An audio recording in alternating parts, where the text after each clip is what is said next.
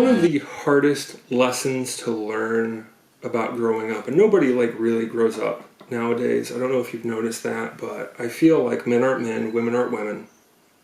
Men are like poor imitations of men, but worse, and men are just also the worst. I feel like this comes from the broken home thing that's been going on, where you have the single mothers, and the other thing that I'm starting to see just from being single and going on dating apps is all the single mothers saying, please don't quote me the statistics about single mothers, that's just a bunch of misogyny and hate. And I'm like, reality just hates women? Really? So the thing is, we're all just selfish. We've all had such existences that are so easy. We never pushed ourselves. We've never been accountable for ourselves or for anybody else. If you can't be accountable for yourself, the idea that you're going to be accountable and responsible for another human being is ridiculous. So, what is the most important concept to understand? Everything is your fault. Everything in your life. So, the bad things, your fault. The good things, your fault. And I understand that we're going to get into this cross-sectionality of modern BS that have just been regurgitated ad nauseum, and it makes people miserable. They have done study after study that people are more and more miserable, especially when they adapt that ideology, that the world's not fair, and all of the things. If you think the world's not fair and the world is just crapping on you, and you think about how the world is just not giving you a fair shake, and there's nothing on earth you can do. You are just going to be victimized no matter what. If you believe that, guess what? You are going to be a miserable human being that is victimized your entire life because you believe that. Couple of things that I've seen just in terms of evidence is elephants, right? Big freaking elephants. When you have an elephant that's a baby, it's not big, not strong, they will tie it to a chair, like a heavy chair, like a steel post, right? And it'll fight that pole and fight the chain around its neck until it gives up. And once it gives up, it will never try again. So as the elephant gets bigger, they will tie it to a chair, which of course, you think of a little chair, like in an elephant. The elephant could run away. But you know what? It doesn't. Because it's already been defeated. It's already mentally decided that it can't do it. Fleas. Think about how high a flea jumps, right? You put fleas, you put them in a jar, you put a cap on the jar. And the fleas learn that if they jump too high, they hit their head on the cap. So eventually they stop jumping higher than the cap. And you can take the cap off once they learn this.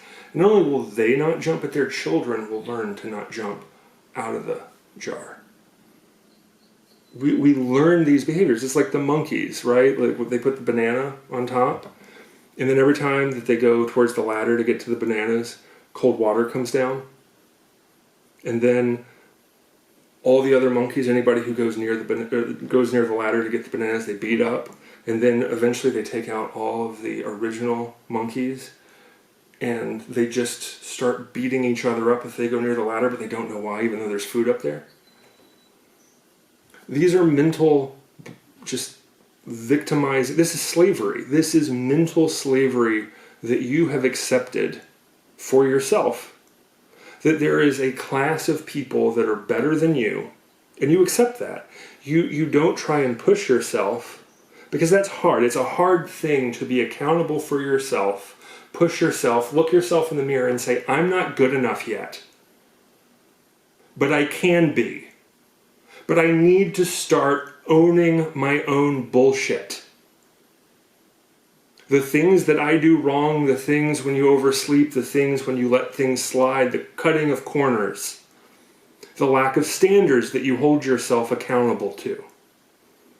And the problem with this, really, is we come to this idea that, there were times in my life that I couldn't do anything. There's nothing I could have done. So, and I appreciate this. I want to be as sympathetic and empathetic as I possibly can for true victims. because I was one. I grew up in a very abusive home. There was a lot of things done to me that I physically was not able to stop. But guess what? Even under that ideology of where I'm too weak, it's still my fault, right? Like, it still pertains to my physical being that I was unable, that I was too weak. So it was my being's fault that I was not strong enough. And guess what that did? That instilled in me, grow stronger, do this. You cannot let this happen. You have to keep pushing yourself because you're not good enough yet. And like, that can be detrimental, but also at the same time, saying it's fine, there's nothing we can do, doesn't help anything. Being smarter, not putting yourself in bad situations. I understand that wherever you are as a physical human being, as a manifestation, as it were, some of you are smarter, some of you are stronger. I've got a bad back. There's nothing I can do about my bad back, right? There's nothing. There's really, like there's surgeries that can be done to fix that. However, my mobility basically goes away once that happens. So while I'm in excruciating pain now, I still have some mobility. If I get the surgeries, my mobility goes away. I'm holding out for surgeries to improve, for technology to improve, but it's the reality of my life. I can't do what I used to do. I used to run a lot. Back can't take the impacts anymore. That's reality. But I'm still responsible for that reality, and saying that I can't do the thing I used to do, so therefore I'm not going to do anything, is failure. It's accepting failure. You know what I can do? I can do yoga. I hate yoga. I absolutely hate yoga. It is the most boring thing. All the instructors that do yoga are just so head up ass that as I'm doing my yoga videos every morning, I hate it. I hate the people in it. I just seethe. Feel the universe. Oh, can't stand it. You know what? I do it anyway. I do something that I hate, and I do it every fucking day. Because it's the only way I'm going to lose weight. It's the only way that I'm going to get mobility back in my back. I'm doing things that I hate to get to do things that I love, because I'm grateful and thankful that there's even something out there that I can do. When you're walking through hell, be grateful you have legs to keep walking.